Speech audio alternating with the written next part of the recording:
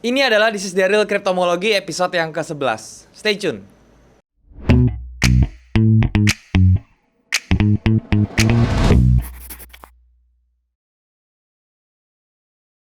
Halo guys, balik lagi sama gue Daryl di This is Daryl Channel. Dan hari kita masuk ke segmen This is Daryl Cryptomology sudah di episode ke-11 ya. Jadi buat kalian yang belum tahu, ini adalah segmen yang membahas kondisi cryptocurrency terutama Bitcoin dan juga altcoin yang big cap ya semuanya.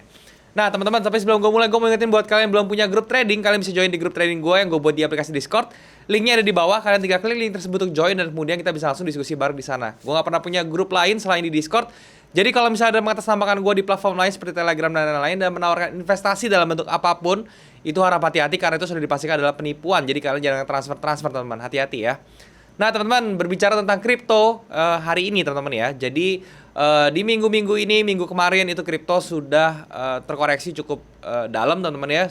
Dari yang kita bicarakan kemarin, dari market cap-nya memang sudah terlihat bahwa akan ada koreksi gitu ya. Dan itu semua sudah tercermin dan akhirnya memang Bitcoin itu turun sampai kemarin ke level 30 ribuan ya. Dan gimana kondisinya? Banyak yang DM juga ke gue nanyain gimana bang kriptonya gitu ya. Mungkin mereka pada takut ya karena penurunannya itu sudah lebih dari 40% ya, masuk ke 50%, bahkan mungkin bisa ke 60% seperti itu. Dan hari ini gue akan bahas roadmap-nya seperti apa untuk Bitcoin dan juga cryptocurrency lainnya dalam untuk waktu kedepannya gitu ya. Jadi misalnya untuk waktu kedepannya seminggu kemudian atau sebulan kemudian itu bagaimana roadmapnya, gue akan bahas semua dan mudah-mudahan bisa memberikan kalian pencerahan. Oke? Nah seperti biasa gue akan bahasnya di monitor supaya bisa lebih jelas dan lebih berinteraksi dengan chat. So tanpa berlama-lama lagi, sekarang langsung kita ke monitor teman-teman. Oke teman-teman, sekarang kita sudah ada di monitor dan sekarang gue sedang ada di TradingView. Ini adalah charting tools yang gue pakai untuk menganalisa saham dan juga cryptocurrency ya. Jadi kalau misalnya kalian belum punya charting tools untuk menganalisa secara teknikal, baik itu di kripto maupun di saham, kalian bisa coba nih ya si tradingview.com, kalian daftar aja gratis. Tapi kalau misalnya kalian pengen fitur-fitur yang lebih lengkap ya, seperti data historis lebih lama ya, terus kemudian indikatornya lebih banyak ya, terus ada filternya juga, kalian bisa cek yang pro versionnya. Itu ada link di bawah, kalian tinggal klik link tersebut aja, biayanya nggak mahal, per bulannya cuma $15. Oke? Nah di depan ini adalah indeks dari total market cap ya dari kripto teman-teman, termasuk antara Bitcoin dan juga Ethereum, jadi semuanya ya.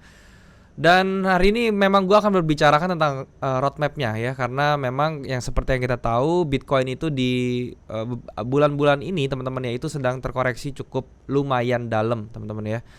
Dan itu membuat ketakutan ya, muncul apa sih namanya fear teman-temannya di market ya. Apakah orang bertanya apakah ini hanya koreksi ataukah Bitcoin ini akan masih mau turun lagi gitu ya.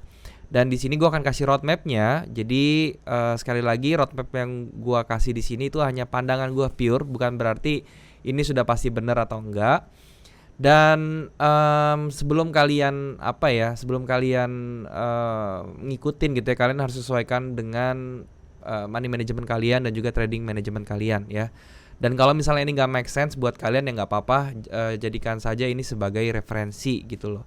Di sini nanti gue akan kasih tahu level-level pentingnya untuk Bitcoin seperti apa ya, untuk cryptocurrency juga yang lain, altcoinnya juga seperti apa.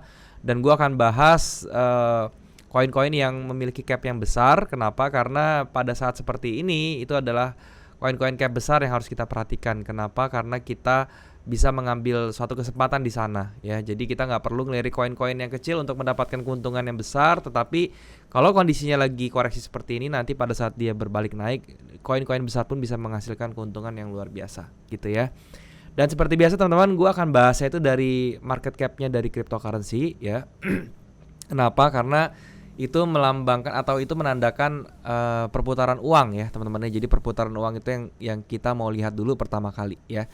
Nah di depan kalian ini ada total market cap ya, jadi gabungan antara altcoin dan juga Bitcoin. Itu seluruh uang yang ada di si kripto ini itu ada sekitar 1,6 sekarang ya. Dan di video sebelumnya, di episode sebelumnya teman-teman, yang kriptomologi kemarin episode 10 itu gue udah bilang market cap ini menunjukkan adanya pelemahan dengan tanda dia retrace-nya itu sudah lumayan dalam teman-teman ya. Retrace-nya itu dalam seperti ini ya. Dan akhirnya ternyata pada saat dia retrace-nya kembali dalam seperti ini dan dia bener ya dijebol teman-teman ya, dia punya trend line-nya ini ya, trend line minornya seperti ini dijebol dan akhirnya dia ke level 1,2 teman-teman, sekitar 1,2 triliun ya, triliun dolar. Apakah ini menjadi berbahaya teman-teman ya? Yang jelas ya, ini sekarang dia baru mulai masuk ke fase bearish teman-teman ya, yang fase bearishnya ini kemungkinan bisa terjadi, kemungkinan enggak. Jadi kemungkinan tren selanjutnya yang akan terjadi cuma ada dua, entah dia bearish atau dia sideways dulu teman-teman di sini. Itu adalah kemungkinan yang akan terjadi di market kripto ya. Kenapa? Karena memang secara minornya ya, ini trend line ini sudah di break ya. Kalau sudah di break sih di seperti ini harga ya, ini menandakan bahwa akan adanya transisi ya. Transisi entah itu dari bullish dia langsung menjadi bearish, ataukah dia transisinya itu disertai dengan sideways dulu yang kecil, atau dia bikin base dulu gitu ya. Nah jadi Bitcoin ini untuk market capnya sekarang berada di 1,6. Apakah sudah pasti dia akan naik? Belum tentu teman-teman ya. Mungkin dia hanya naik untuk koreksi saja. Jadi selama dia masih berada di bawah level 1,8 T teman-teman ya, itu masih belum aman teman-teman ya. Dia masih belum aman, masih bisa bergerak bearish ke bawah. Dan pertanyaan keduanya ya, apakah kalau misalnya dia turun lagi sampai ke 1,2 ya, itu berbahaya? Saya bilang juga jangan terlalu fear, jangan terlalu takut. Kenapa? Karena perputarannya itu masih ada ya, likuiditasnya masih kuat di 1,2 triliun. Bahkan kalau misalnya dia turun sampai misalnya ke level 1T teman-teman ya, ke level 900 billion aja di bawah 1T, itu likuidasinya masih terbilang cukup oke teman-teman ya, masih cukup besar di kripto. Jadi tidak ada hal yang perlu ditakutkan sebenarnya gitu ya. Nah ini sekarang kalau misalnya kayak begini kondisinya ya, dia masih mau retrace ke atas ya, kita bisa tinggal tarik Fibo aja dari atas ke bawah. Nah kita lihat di 618-nya ini adalah batas amannya dia gitu ya. Jadi kalau misalnya Bitcoin itu mau lancar sekali ke atas, dia harus break 2,05 T teman-teman ya. 2,05 T itu dia harus di break ke atas, harus bertahan ke atas, baru dia bisa lanjut lagi ke atas, ngincer ke 3T-nya teman-teman ya. Jadi next targetnya itu Bitcoin di 3T. Nah, tapi kalau misalnya dia di 2,05 tuh dia retrace ke bawah gitu ya, atau bahkan nggak sampai ke situ, di area dynamic resistance-nya di level-level 1,8 sampai 1,9 T itu dia bisa ke reject lagi ke bawah. Nah, itu kita bisa melihat potensi dia penurunannya itu adalah kita tarik dari sini ke atas ya. Let's say kita ke 2T seperti ini. Ini potensi penurunannya bisa ke 950 billion teman-teman ya. Itu penurunan pertama, dan finalnya itu bisa ke 650 billion. Tapi saya rasa 650 billion itu agak sulit teman-teman ya untuk dicapai di situ. Kemungkinan yang masih bisa dijemput itu adalah di sekitar 950 billion ya. Jadi kalian harus bisa prepare ya. Pada saat dia sudah sampai ke 950 billion, itu adalah waktu kalian untuk jor-joran. Kalau sekarang kalian mau akumulasi boleh, cuman cara belinya itu jangan langsung semua peluru kalian beliin, tapi kalian harus cicil teman-teman. Jadi kalian cicil dulu beli koin, mungkin bisa 20% dari portfolio kalian atau dari modal kalian, atau 10 sampai 20. Nanti kalau misalnya dia turun lagi baru kalian bisa cicil secara bertahap seperti itu ya. Itu dari yang market cap-nya total. Sekarang kita mau bahas yang market cap yang di luar yang altcoin-nya aja ya. Nah, untuk altcoin-nya aja dia turun cukup drastis juga teman-teman, dari 1,4 sampai ke 893 teman-teman ya. Dan ini saya kira kemarin ya, yang kemarin saya bahas itu dia akan mantul di sebelah sini teman-teman ya, di trend line-nya ini. Tapi ternyata dia sempat mantul sedikit, sempat retrace ya di daerah trend line-nya, dia sempat ke reject ke atas. Tapi ternyata dia tidak kuat naik dan akhirnya dia turun ya. Sekarang dia kondisinya lagi lagi rebound lagi ke atas, tapi di area trend line-nya dia sekarang terdampar lagi teman-teman. Dia kena efek lagi, kena jaga lagi, dan dia kelihatannya dia akan terus bikin swing ke bawah ya. Nah, untuk di altcoin ya, ini angka krusialnya itu adalah di level sebelah sini 1,1 T ya. Jadi dia kalau mau aman harus bergerak di atas 1,1 T. Dan kalau misalnya dijebol di bawah 700 billion itu menjadi berbahaya untuk si altcoin ya. Tapi balik lagi tidak ada yang perlu terlalu dikhawatirkan. Kenapa? Karena market cap segini pun ya 700 billion ini masih sangat-sangat besar teman-teman di dalam apa namanya, cryptocurrency. Jadi masih aman sebenarnya ya. Seperti itu. Nah, sekarang kita masuk ke koinnya, teman-teman ya. Saya mau kasih lihat yang pertama tuh tentunya Bitcoin, kita bahas dulu Bitcoin. Nah, untuk Bitcoin ini sendiri teman-teman ya, ini saya hilangkan dulu gambarnya ya. Dari daily-nya ya, jelas Bitcoin itu sudah masuk ke fase awal untuk bearish teman-teman ya. Walaupun masih banyak yang bilang ini masih bullish, ya kita nggak usah terlalu muluk melihat jangka panjangnya, kita lihat yang minornya aja dulu. Minornya ini sudah masuk bearish, kenapa? Karena trennya itu sudah di break teman-teman ya. Ini merupakan area range-nya di sebelah sini ya. Ini saya ke atasin lagi sedikit. Nah, ini range-nya dan dia sudah di break ke bawah ya. Dan kalau misalnya kita 1:1-in ya, ini kalau misalnya dari sini kita tarik garis seperti ini, terus kita pindahin ke bawah. Ya, ini sebenarnya dia sudah kena targetnya ya. Target penurunannya secara level atau secara range harga dia harusnya sudah kena. Makanya kalian perhatikan pada saat dia kena daerah sini dia bereaksi teman-teman ya. Dan dia sekarang mantul ke atas. Nah, tapi pertanyaan yang pentingnya, apakah pantulannya ini yang ke atas ini sekarang dia bergerak ke atas itu sudah aman? Saya rasa belum ya. Untuk pertama kali ya, pertamanya aman, dia harus bergerak di atas 42.000 ya. Harus bergerak di atas 42.000, tetapi begitu dia break 42.000 masih ada penghalang di sekitar 48.000. Jadi batas amannya dia itu adalah kalau dia sudah bisa bergerak di atas 48.000 teman-teman, itu sudah mulai agak aman. Dia masih jalur bearishnya masih bisa terbuka ke atas. Kalau untuk sekarang ya. Nah, kalau misalnya kondisi yang sekarang terjadi banget ini ya, dia mau naik, bisa aja dia naik sampai ke dynamic resistance-nya nih. Ya kalau misalkan lihat exponential moving average-nya itu di level 45.000 sampai ke 48.000 tadi saya bilang ya. Dia kalau misalnya ke daerah situ dia bikin swing dan dia mantul ke bawah, itu masih saja masuk ke bearish trend ya, ke bearish trend di minor trendnya seperti ini. Kalau misalnya kita tarik Fibo dari atas ke bawah seperti ini, kita bisa melihat level-levelnya tadi saya bilang 48.000 di 618-nya. Yang kita tahu 618 itu menjadi level yang masih sweet spot teman-teman nih. Kalau misalnya dia masih untuk secondary reaction atau untuk koreksi aja, untuk dia bikin ke penurunan yang lebih tajam lagi. Ya, jadi untuk Bitcoin memang masih belum dikatakan dia sudah aman dari fase bearishnya seperti itu. Dan sekarang kalau bisa kita bikin skenario dia mantul di 48 seperti ini, bagaimana? Ya, kita bikin skenarionya.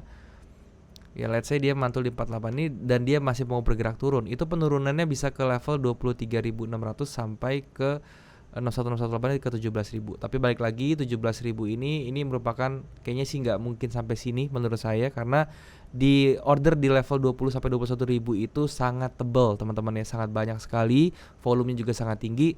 Jadi saya pribadi saya naruh next put ordernya di mana? Pertama 27.000 itu saya taruh pertama. Yang kedua saya akan beli maksimal tuh ketika dia sampai 21.000. Kalau misalnya harganya nyampe.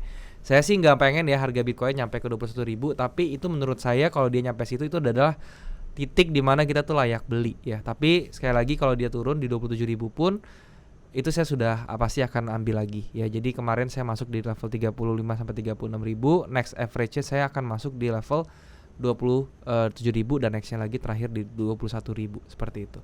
Oke.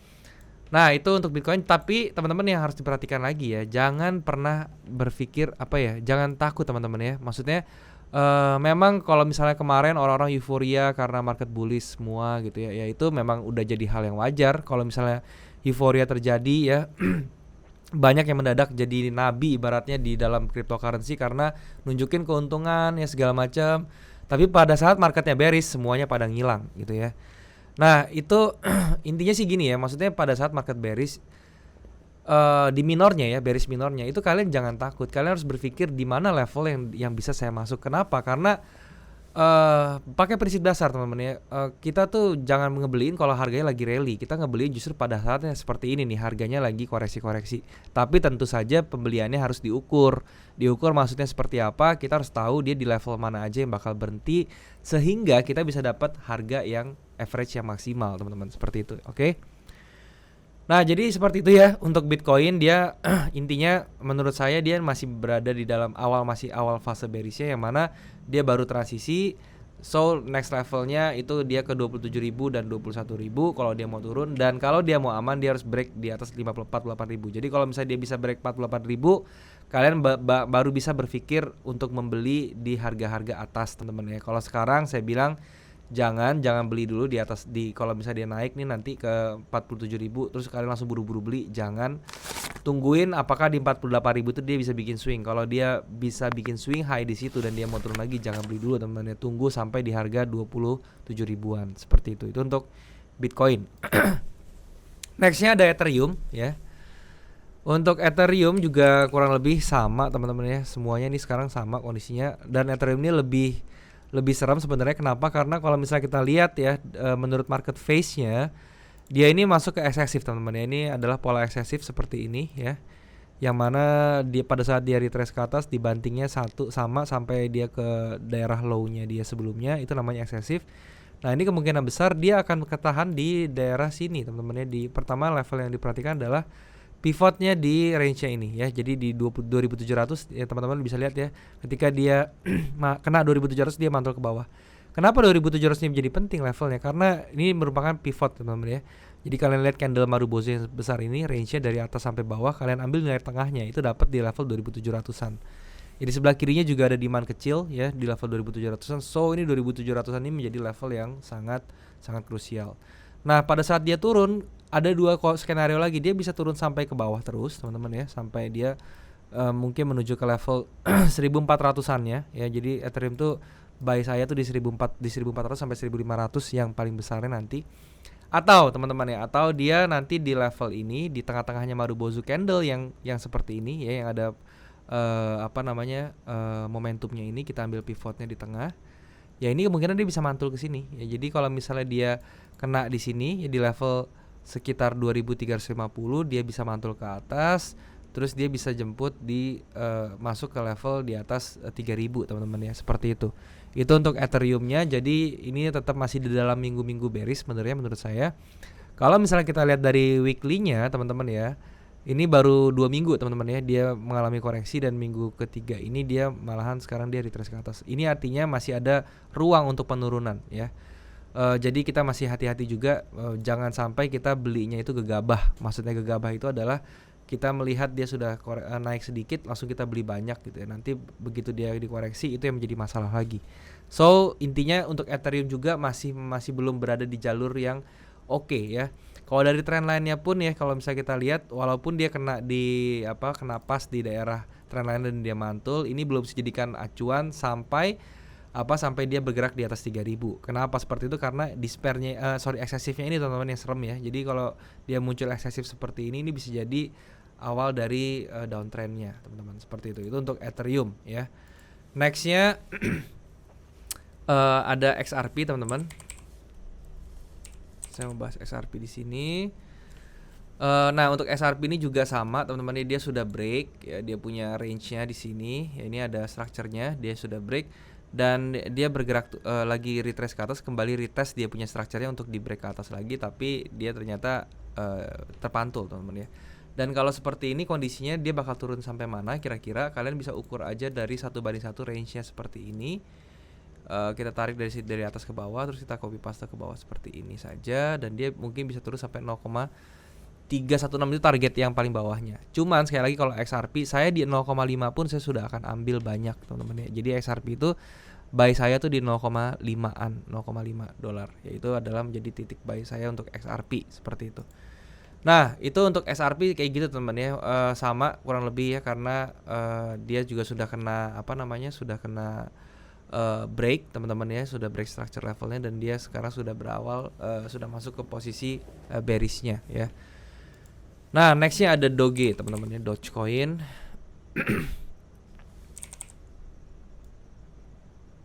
Ya untuk Dogecoin ya teman-teman, ini juga sama, dia membentuk shoulder yang kanannya. Ini kalau misalnya kita perhatikan dia seakan-akan membentuk head and shoulder ya, seperti itu, pattern head and seperti ini, dan dia range ke atas.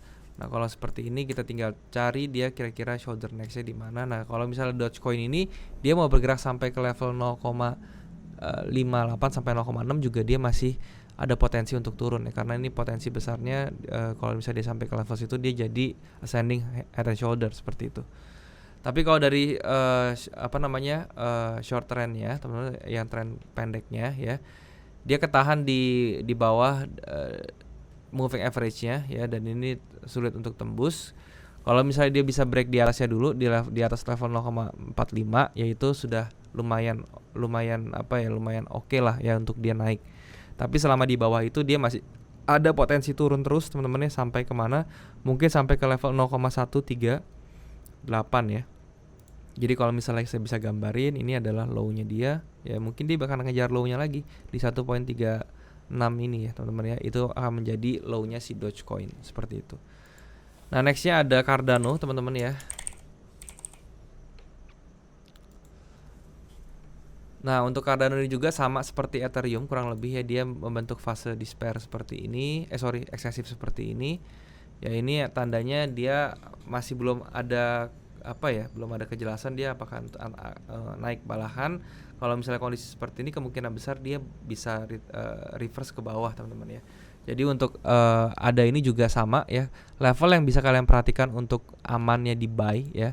Kalau misalnya dia bisa break di 1.8 ya, atau dia kalau misalnya dia break di bawah ini lagi low-nya dia lagi, dia bisa ke level sekitar di angka 0,7 teman-teman ya, 0,7, 0,5 sampai 0,7 itu adalah range-nya si ADA atau Cardano. Jadi kalau misalnya kalian mau beli di bawahnya nanti ya kalian bisa incar level-level tersebut.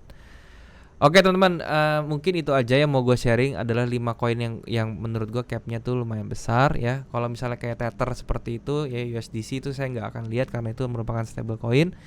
Dan sekarang untuk koin-koin kecilnya ya, itu juga saya tidak akan terlalu bahas karena apa? Karena koin-koin kecil itu masih tergantung sekali dengan koin-koin yang capnya besar ya. Jadi kalau misalnya kayak kemarin kasusnya kalian lihat waktu Bitcoin itu rontok, semua altcoin yang kecil-kecil itu juga rontok teman-teman ya. Tidak ada yang bisa naik sendiri, hanya kasus-kasus koin tertentu aja seperti itu. Oke, jadi itu aja yang mau gue sharing. Semoga bisa kalian ambil manfaatnya di sini. Dan sekali lagi ingat ini cuma view gue bukan financial advisor. Jadi jangan ditelan mentah-mentah, kalian harus sesuaikan dengan money management dan trading style kalian juga. Oke, mungkin segini dulu teman-teman. Sekarang kita balik lagi ke kamera. Oke teman-teman, jadi itulah pembahasan gue tentang cryptocurrency, terutama Bitcoin dan juga altcoin yang big cap teman-teman ya. Jadi ini merupakan pandangan gue sendiri dan kalian jangan telan mentah-mentah, kalian bisa sesuaikan dengan money management kalian dan juga trading management kalian. Dan kalau misalnya kalian tidak setuju dengan menurut pandangan gue, kalian bisa komen di bawah menurut kalian bagaimana kondisi cryptocurrency ke depannya gitu ya. Dan semoga bisa bermanfaat untuk kalian teman-teman ya. Dan juga buat kalian yang belum punya grup trading, kalian bisa join di grup trading gue yang gue buat di aplikasi Discord. Linknya ada di bawah, kalian tinggal klik link tersebut untuk join dan kemudian kita bisa langsung diskusi bareng di sana. Dan gue gak pernah punya grup lain selain di Discord. Jadi kalau misalnya ada mengatasnamakan gue di platform lain seperti Telegram dan menawarkan investasi dalam bentuk apapun, harap hati-hati karena itu adalah penipuan ya. Jadi jangan transfer teman-teman, oke? Dan kalian juga bisa subscribe channel ini kalau misalnya kalian merasa channel ini bermanfaat untuk kalian. Dan kalian bisa bantu like video ini dan juga share ke teman-teman yang lain yang kira-kira membutuhkan informasi dari video ini. Kalian juga bisa komen di bawah kalau misalnya ada yang kurang dari video ini, atau kalian mau request tentang apapun yang mau gue bahas ke depannya, baik itu kripto, saham maupun forex. Gue pasti akan baca komen kalian dan gue akan usahakan untuk bikin kontennya buat kalian teman-teman. Nah teman-teman, mungkin sampai sini dulu videonya. Semoga apa yang gue sharing di sini bisa bermanfaat untuk kalian. Dan thank you sekali lagi buat kalian yang sudah menyempatkan diri untuk nonton video ini. Sampai jumpa di next video. Jangan lupa semua orang bisa cuan. Salam sukses. Bye bye.